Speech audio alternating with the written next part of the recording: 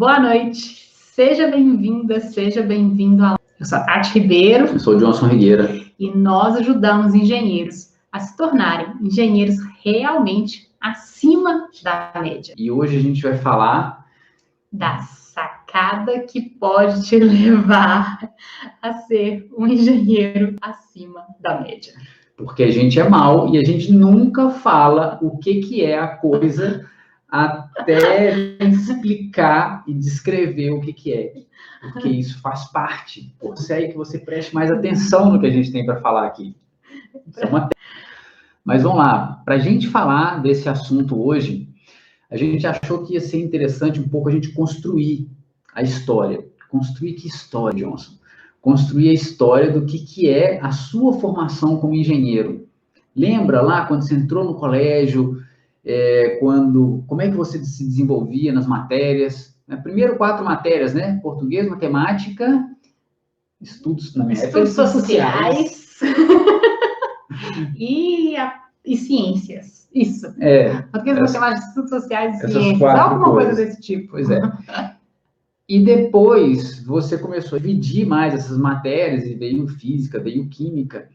E você que é engenheiro, desde lá de trás, se você parar para lembrar, você vai ver que, cara, eu era rápido contando nos dedos quando eu estava no primário, né? Depois eu aprendi a tabuada rapidinho. Tinha facilidade com números, né? A tabuada, depois que você vai para a faculdade, você esquece, né? Você esquece. Vai só pagar a pena, né? A calculadora resolve. Mas aí você tinha essa, vamos dizer assim, aptidão. E era o que você gostava mais e você ia se desenvolvendo, ia focando naquilo ali. A Daniela nem me lembra. E aí você foi desenvolvendo, né? Você já tinha essa naturalidade maior com a matemática, com a física, com a química. Com raciocínio lógico. Você era mais numérico, né? Mais sim ou não, mais cartesiano, era mais assim. E aí, quando foi chegando na época de fazer a faculdade, muito provavelmente, você foi lá e você fez um teste vocacional. E nesse teste vocacional, te direcionou, né, se foi um teste relativamente sério, te direcionou para uma área que muito provavelmente você já sabia, que era a área de exatas. E aí, dentro da área de exatas, você escolheu engenharia, e dentro das engenharias, você escolheu a sua engenharia. E você se deparou, de repente, dentro da faculdade, com várias pessoas que tinham mais ou menos o seu mesmo perfil, né? Os mesmos gostos, a mesma forma de pensar, né? Era até mais fácil se relacionar nos primeiros anos da faculdade do que todo mundo pensa igual, né? Todo mundo pensa igual, não tem ninguém te criticando porque você é bom em matemática, né? Então, é uma habilidade que, sei lá, se não for 100% dos engenheiros tem muito bem desenvolvida, eu diria que uns 90% pelo menos, né? Então, assim, é comum aos engenheiros, né? Ter muita facilidade com matemática, com física, ter um raciocínio lógico, raciocínio abstrato, né? Então, muitas vezes até se define qual engenharia vai, se o seu raciocínio abstrato é mais forte, o povo acaba indo lá para do lado das elétricas, da automação. Você trabalha com uns negócios assim, eu falo muito de automação aqui, né? Porque meu irmão é engenheiro de automação, e aí tem hora que eu não entendo nada. Como assim? Não, preciso de pegar, né? Assim, viu? A gente, né, pega mais as coisas, enxerga mais do que a elétrica, né? E tal. E isso aí... Desculpa te cortar. Não, pode falar, continua. E é curioso, porque isso aí, a gente acaba meio que se viciando na forma da gente conversar, porque você passa 5 anos conversando com pessoas que pensam mais ou menos da mesma forma que você, que estão estudando o mesmo que você, ministrado pelos mesmos professores que você. Então, você vai relacionando o que é lógico para você, é lógico para aquela outra pessoa também. Então, a gente acaba desenvolvendo uma linguagem própria. E que, na verdade, cada área, né, os médicos têm isso, tem as piadinhas de médico que só os médicos entendem, tem as piadinhas de engenheiro que só os engenheiros entendem, tem as piadinhas de advogados que só advogados entendem. É assim, né? A gente vai criando esse mundo. Só que esse mundo a gente cria e ele fica muito real. muito, muito, muito real. E aí, chega uma hora que você forma, e quando você forma e você vai para o mercado, você passa por uma outra etapa aonde você deixa de se relacionar com só aquele mundo aonde todo mundo tem o mesmo tipo de raciocínio, todo mundo pensa igual e todo mundo enxerga a mesma lógica. Você vai começar a se relacionar com outro mundo, com outros mundos, na verdade, né? Aonde, por exemplo, dentro de uma empresa, você não vai ter só mais aquele raciocínio lógico entre os engenheiros, mas você vai ter que conversar com a parte do RH, você vai ter que conversar com a parte do financeiro, você vai ter que conversar com, sei lá, outras equipes que não necessariamente, né, e certamente não tiveram a mesma formação que você, aonde a sua lógica muito clara não é tão clara para outras pessoas. E aí que a gente vai começar a aprofundar aqui. Porque aí o que acontece, né? Essa lógica, isso tudo aí é comum para todos os engenheiros, como eu já falei, né? E aí, quando você está no mercado, né, que você entra, você é engenheiro ali agora, você quer o seu lugar, você quer se destacar, você quer sair da média. Ninguém quer ficar na média, né? Para nós, ninguém quer ser a média. Todo mundo quer ser acima da média. E aí, a gente começa a entrar no seguinte ponto. A gente acabou de falar que todos os engenheiros têm um bom raciocínio lógico, sabe muito bem matemática.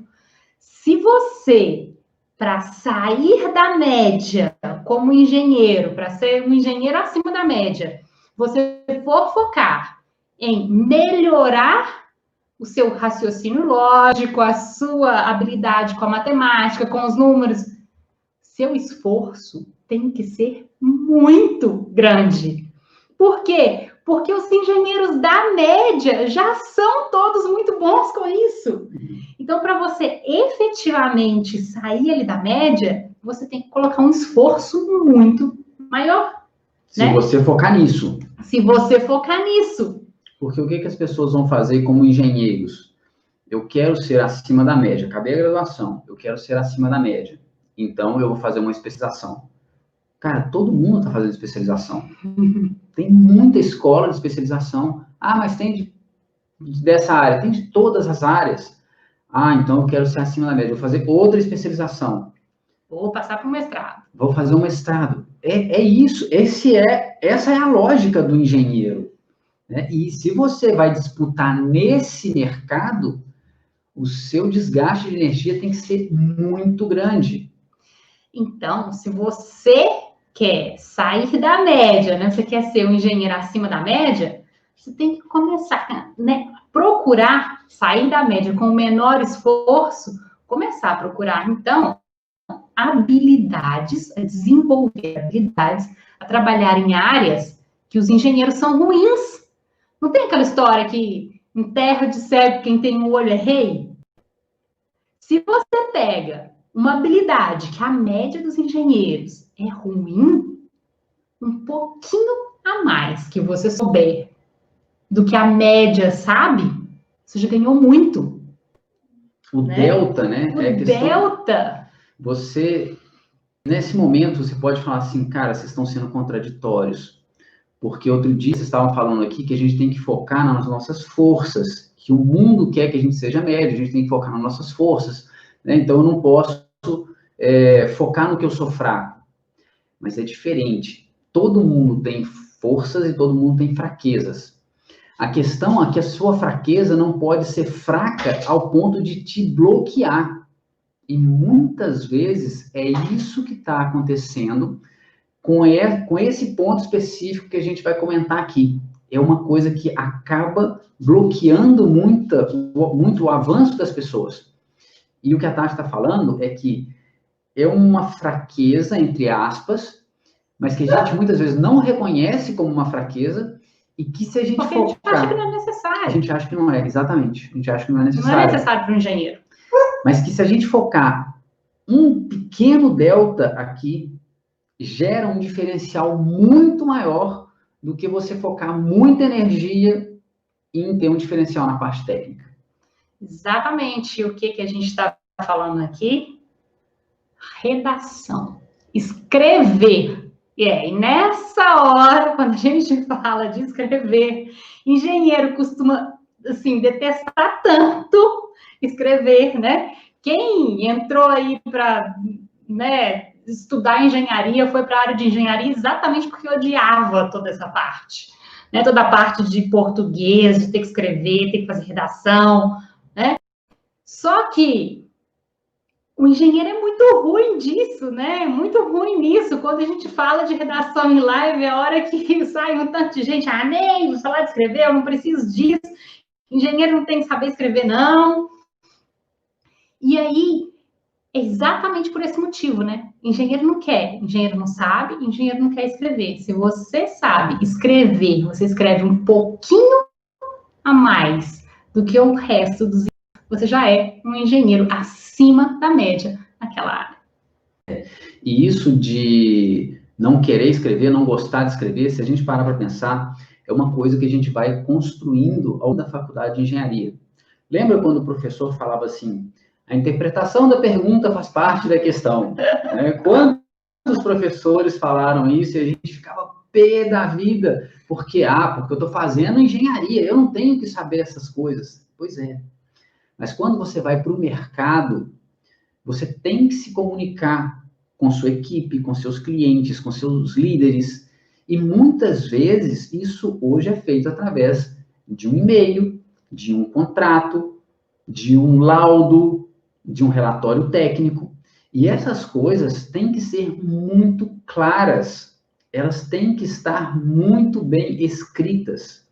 E quando a gente fala de tem que estar muito bem escritas, a gente não está querendo dizer que é só com português correto. Não é passar pelo corretor ortográfico, né? Isso aí, na verdade, cara, um erro ortográfico acontece. O erro ortográfico, às vezes, é menos importante do que... Exato. Ninguém é mais inteligente ou mais burro porque teve um erro ortográfico, ainda mais com corretor automático. Às vezes você escreve uma coisa e aparece outra e a gente passa por cima, né? Tem um teste que mostra, assim, uma frase escrita com alguns números no meio, né, das letras, e a gente lê perfeito. A gente consegue entender perfeitamente, né? Exato. Então, essas coisas podem acontecer, mas a questão é com que clareza você consegue transferir aquela informação. Este é o ponto. Esse é o diferencial, realmente, que com um pequeno esforço vai te fazer estar acima da média como engenheiro. Quantas vezes, né, você já não recebeu um e-mail ou uma mensagem por WhatsApp? Você chega ali e olha e fala assim, caramba, o que essa pessoa quis dizer? Isso é que ela está concordando comigo, ela está discordando comigo, é positivo ou negativo que ela está escrevendo? Eu estou falando isso porque eu recebi recente um e-mail que eu estou até agora, já uns 2 dias, falando assim, caramba, eu não sei se é positivo ou negativo, se ela concorda ou se ela discorda comigo, né? Um e-mail. As palavras estão corretas? Estavam todas as palavras corretas, mas não tinha a menor clareza no e-mail. Muitas pessoas acham que, não, quem tem que saber escrever bem é quem vai trabalhar com laudo, com relatório, eu não vou fazer isso, então eu não preciso saber escrever bem. Poxa, o e-mail, a gente se comunica por e-mail o tempo inteiro, né? Quantas vezes um e-mail é decisivo em um trabalho? A gente já recebeu e-mail que estava, assim, cobrando prazo da gente, cobrando prazo de entrega, assim, destruindo. Eu falei assim, caramba, foi lá, li o e-mail, redatei perfeitamente o e-mail com todas as, né, todas as datas, porque não tinha fundamento que estavam escrevendo, e que a gente recebe em troca, na verdade, um pedido gigante de desculpas, né, pelo que tinha sido escrito, porque eles não tinham esse controle. E você acha que se eu pegasse e escrevesse um e-mail simplesmente assim, não, que isso, vocês estão errados aí, o negócio está dentro do prazo. Não ia ter exatamente o mesmo efeito do que aconteceu, né? Mas a gente só consegue fazer esse tipo de coisa, né, de receber realmente um pedido de desculpas, isso é um fato real, né, de um e-mail que tinha sido, em princípio, bem escrito, né? Estava descrevendo bem o que a pessoa estava querendo falar, estava muito claro. Estava muito claro que ela queria. Porque a gente tem um determinado foco nessa parte da redação, que é um lugar onde poucas pessoas têm esse foco. E não precisa ser muito tempo, não tem que ser muita energia, né? Tem um exemplo para poder dar aqui com relação a onde você põe esse foco e quanta energia você investe nisso para ter bastante resultado, que é da área esportiva e vale a pena comentar. Se a gente pega, por exemplo, velocistas, tá? 100 e 200 metros rasos. O foco desses caras, em princípio, né, do treinamento deles, é o quê? Correr muito rápido. É ter muita explosão para alcançar uma velocidade máxima numa questão muito, muito rápida, né? Ganhar velocidade de forma veloz. E para isso, o que eles fazem? Poxa, treinam, né? Desenvolvem musculatura. Antigamente até desenvolviam basicamente os membros inferiores. Depois de acho que 2 décadas, 3 décadas para cá, o pessoal já começou a ser musculado em cima, né? É o todo, né? Todo, né? É o todo. Não adiantava só ter perna forte, né? Porque ele precisa de muita impulsão, muita velocidade. Então eles começaram a trabalhar toda a musculatura, né? Braços, tronco, coisas genéricas, assim, gerais.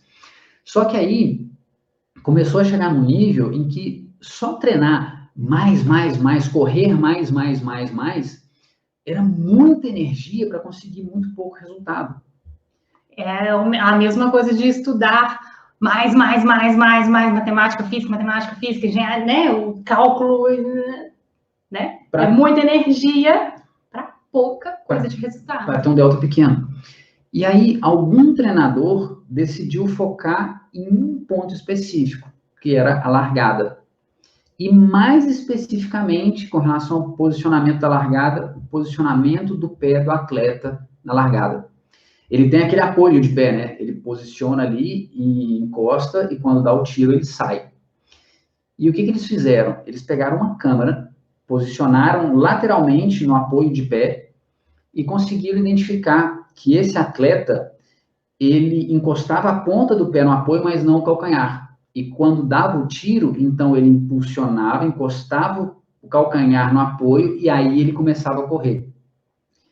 Então eles decidiram fazer, quando eles enxergaram isso, eles decidiram falar para o cara, olha, encoste totalmente o pé, inclusive o calcanhar, até o momento do tiro, já tem que estar encostado.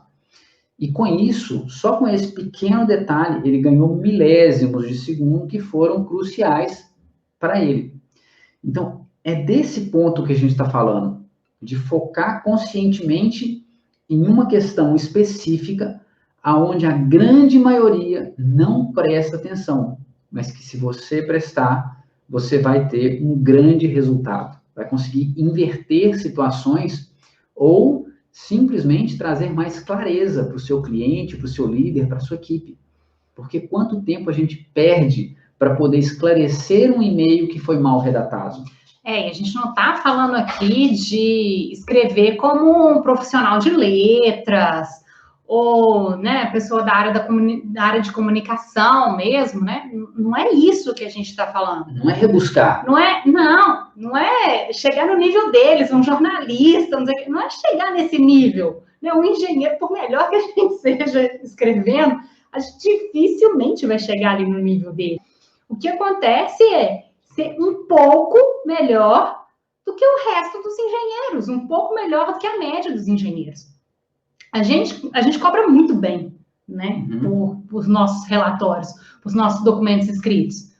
Agora, provavelmente, né, porque para engenheiros nós escrevemos muito bem, mas provavelmente, se uma pessoa aí, um jornalista, uma pessoa de comunicação, uma pessoa de letras pegar um documento nosso, ele fala assim, não, aqui essa frase, porque o pretérito do não sei das quantas, do sujeito, o predicado, não tá bom, né? Não é nesse nível que a gente chega, né? Só que o nível que a gente tem é acima da média, o suficiente para a gente conseguir cobrar muito mais do que normalmente o mercado cobra. Por quê? Aquele pequeno delta é o olho, quem tem um olho, né, em terra de cego, quem tem um olho é rei, né? E quantas pessoas, né, quantos sujeitos top na área técnica, né, na parte técnica da engenharia, você pega relatórios dessas pessoas, são tristes, né? A redação delas é péssima. E o conjunto, né? Não é só a redação em si, mas é o conjunto do texto. Né? O texto com as imagens, com a lógica dos títulos e subtítulos, né? O que você quer dizer com aquilo ali. Porque muitas vezes, quando vai se questionar um relatório como estes, na cabeça de quem escreveu, ele vai responder o quê? Cara, mas está claro, está lá no relatório. Tá certo. E tá na cabeça dele, tá certo sim. Na cabeça dele tem a lógica dele. E provavelmente se você entregar aquele documento, mesmo depois de 30, 40 anos de formado, para um colega dele, que foi colega de faculdade dele, vai ler e vai achar que tá ok também. Mas é isso, ele não está conversando com um par dele, ele está conversando com um terceiro que não tem por que saber aquilo ali. A sua equipe, se não for completamente técnica, ela não tem como entender aquilo ali. Se a geração dela já é diferente, ela talvez não tenha como entender aquilo ali. Se o seu cliente é um síndico de condomínio, se o seu cliente é sei lá, se for de outra área, né, vamos colocar aqui domótica ou automação, o seu cliente é o dono da empresa, é o proprietário, ele não vai entender aquela linguagem, por mais que ela esteja tecnicamente correta. Esse é o ponto, esse é o pequeno diferencial que realmente vai fazer você estar acima da média como engenheiro. É saber focar a energia no lugar certo, né? Mas eu não quero trabalhar com relatório, eu não quero trabalhar com laudo, eu não quero trabalhar com relatório, então não vou precisar desenvolver nesse nível. Alguma comunicação escrita você sempre faz, né? Sempre que você for questionado em alguma coisa no seu trabalho, se você consegue redatar um documento para deixar aquilo ali registrado, né? Quantas vezes a gente fala assim, cadê? Tem isso registrado em algum lugar? Porque uma coisa é quando você fala, e outra coisa é quando você registra. Uhum. Tem isso registrado em algum lugar? Sempre, se você consegue registrar da forma correta, registrar com clareza, escrevendo bem, e o escrevendo bem aqui pra gente, né? Não é isso de correta, né? O que está ali está trazendo clareza. Se você escreve bem, você vai sempre poder ter documentação de tudo aquilo que você fizer. E você vai se diferenciar nesse ponto. Você vai fazer uma coisa que o resto dos engenheiros não fazem, né? Então, aí você consegue ser acima da média. E algumas coisas onde a gente pode relacionar essa questão da parte da redação. Cara, e-mails, relatórios, laudos, contratos. E muitas vezes a gente pode falar assim, poxa, eu escrevo, depois eu peço alguém para verificar. Um contrato, não, eu vou contratar um advogado para poder fazer isso. Tem certeza? O tamanho da sua empresa é um tamanho e um faturamento tal que você vai investir para ter um advogado cada vez que você fizer um contrato? Isso é questionável. Você vai deixar isso de boca? Né?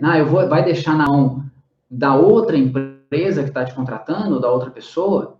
Né? Um contrato, ele tem que ter uma reciprocidade. A gente já fez uma live aqui falando, né, de qual cliente Qual cliente convém, qual né? cliente me convém. A gente fala muito dessa questão de contrato. Então, se você não tem uma clareza para poder escrever aquilo ali, né, fica tudo nas entrelinhas e pode ter certeza que isso, a maioria das vezes, vai voltar contra você. Então, quando você tem essa clareza, quando você tem esse diferencial, a pessoa que lê ali, ela entende de forma clara, gera confiança, né? Gera reciprocidade de confiança. E isso é que o engenheiro acima da média tem que buscar. A gente não está falando aqui, né, que o engenheiro não tem que buscar mais conhecimento na área técnica, não é isso. A gente está usando aqui uma ferramenta, né, Pareto, né? O Pareto fala que com 20% de esforço você consegue 80% do resultado. Então, a gente está sendo aqui, de certa forma, inteligente. Vamos economizar energia. Se eu preciso de muito esforço para ser acima da média na parte técnica, eu preciso simplesmente de um pouquinho de esforço para poder ser um engenheiro acima da média, porque eu sei, né, e tenho habilidades que os outros engenheiros não têm. Ah, mas é só saber escrever? Não, a gente fala aqui de outras habilidades. O saber escrever, o escrever de forma diferenciada é apenas uma das habilidades que vai te levar a ser um engenheiro acima da média, exatamente porque a média não faz bem. E essa habilidade do saber escrever, na verdade, o que está por trás dela é a questão da comunicação. É um dos fatores, né? É uma das formas que você se comunica. Porque é claro que é mais fácil quando você fala. Você fala, a pessoa entendeu ou não entendeu. Ela fez aquela cara de cachorro, assim, de lado, assim, com a orelhinha caída, cara, não entendeu. Né? Aí você vai e repete, e tira dúvida e tudo isso. Agora, no e-mail, né, pensa, você vai disparar um e-mail para uma equipe de 10 pessoas. Você tem que falar uma linguagem que todo mundo vai entender, porque o projeto é um só, e tem que fazer aquilo andar. Então, com qual linguagem que você vai falar? É uma questão de consciência, né? É trabalhar de forma consciente, escrever de forma consciente, não da forma que eu tenho vamos dizer, o hábito de escrever sem essa clareza. Porque uma coisa é sentar, mandei um e-mail lá. Fulano não entendeu, ciclano, um entendeu A, o outro entendeu B, o outro entendeu C, aí eles vão conversar entre eles. Cara, você entendeu? Do que dela? É porque esse é o ponto da comunicação, seja ela oral ou escrita, seja ela não verbal, né, linguagem corporal, né, o Carlitos fazia isso muito bem, né, o Charles Chaplin fazia isso muito bem, mas é uma comunicação pensada em quem está recebendo. A responsabilidade da comunicação sempre é do comunicador.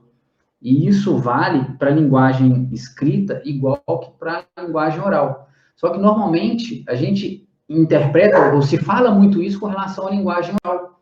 Né? A comunicação, quando alguém dá uma palestra, quando alguém dá uma aula, a responsabilidade de quem fala. Né? A gente sempre escuta isso. Mas, do ponto de vista de comunicação escrita, é exatamente a mesma coisa. Né? E com um diferencial, né? Quando você escreve, você tem tempo para pensar, para ler, para reler, para procurar enxergar aquilo ali de outro ponto de vista, do ponto de vista do leitor. E até uma dica que a Tati já deu aqui em alguma outra live, né? Depois que você escrever, nem sempre você tem todo esse tempo, né? Mas se você tiver tempo, você escreva, deixe passar de um dia para o outro, leia e depois você envia. Né? Esses e-mails assim que chegam sexta-feira, 5 da tarde, só para ferrar o seu final de semana, cara, não responde ele naquela hora. Então, assim, até responde, mas não manda. Deixa lá no rascunho, depois você lê e refaz o que tiver que refazer para poder dar clareza e mandar de uma forma que as pessoas vão entender. Entender essa parte, né, que muitas pessoas, né, como o John estava falando, né, as pessoas acham que comunicação é só a verbal, né? Tanto que quando a gente fala de comunicação, todo mundo fala assim, ensina a falar, né, a apresentar. Não, não é só isso, né? A comunicação também é a forma como você escreve, né? E a gente dá muito pouca importância a isso. Só que o que está documentado, né, a fala nossa não está documentada. Mas tudo que está escrito está documentado. E-mails, né? Estão documentados, e-mails podem ser utilizados no futuro para resolver dúvidas, para esclarecer coisas, inclusive judiciais, né? Então, olha a importância de se escrever de forma correta, né? De forma correta, de forma clara, principalmente, né? Isso aí. Gente, o nosso cachorro está insano do lado de lá da porta hoje. Quem acompanha a gente sabe, né? Só comentar aqui, o Kleber, né, escreveu aqui, né? Identificar as próprias fraquezas não é fácil. Realmente, Kleber, não é fácil, né? É um exercício que a gente tem que fazer, tem que buscar, mas é muito válido. Por quê? Como não é fácil, a maioria das pessoas não faz. Como não é fácil, a maioria das pessoas não faz. Quem faz, está acima da média. Então, e quando a gente consegue identificar quais são as nossas fraquezas, aí sim a gente pode atuar. Uhum. Porque se a gente não identifica, se a gente não sabe quais são, a gente não tem nem como atuar, né? A gente não tem nem como melhorar, né? Se a gente não conhece. Bom, então vamos dar as dicas. Eu acho que essa live vai ser um pouco mais curta hoje, porque vai tirando um pouco do foco da gente. A concentração é um exercício. Vai diminuindo, porque o cachorro tá latindo lá de late, bate a pata, quer entrar, aí se entra, sacode, mia. É, nosso cachorro mia. Quando ele tá aqui, ele entra aqui do lado, fica... Bom, mas enfim, vamos lá, né? Dicas que a gente sempre dá. Então, o Johnson já falou uma aí, ele já adiantou. Uma das dicas é toda vez que você escrever alguma coisa, fecha o olho, senta a cabeça, faz outra coisa diferente para depois voltar e ler o que você escreveu. Isso ajuda muito a passar o calor do momento, a te dar mais clareza para poder entregar aquilo que você tem que entregar naquele documento. E entenda-se por documento até uma mensagem de WhatsApp, tá? Isso aí também é válido para uma mensagem de WhatsApp. E a outra dica, que é uma dica que a gente já deu essa semana, a gente já falou essa semana lá na terça-feira, quando a gente falou de criação de hábitos. Leia, porque não adianta querer escrever bem se você não tem vocabulário. Quem conhece meia dúzia de palavras simplesmente não vai conseguir escrever bem. Se você já estudou algum outro idioma, você sabe muito bem quando está ali limitado, né? A gente aprendendo inglês, quando você começa a aprender inglês, você só consegue escrever pouquíssimas coisas. Por quê? Porque o seu vocabulário é limitado, né? Quando eu morei fora, né? Morei lá na Áustria, tinha que aprender alemão no começo. Eu não sabia praticamente nada. Depois eu fui começar a escutar música, assistir televisão, para quê? Para aumentar o vocabulário. Então, a melhor forma para você escrever bem é ler.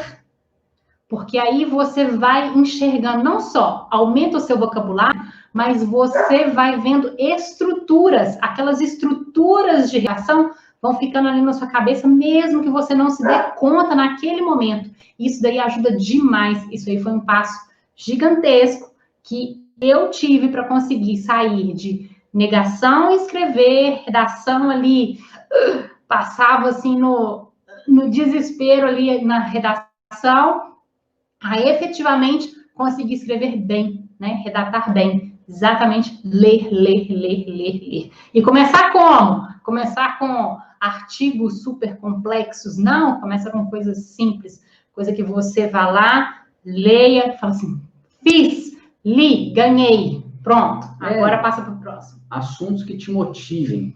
Né? Não tem que ser nada técnico, nada específico. Do que você gosta? Porque assim você dispara o hábito da leitura primeiro.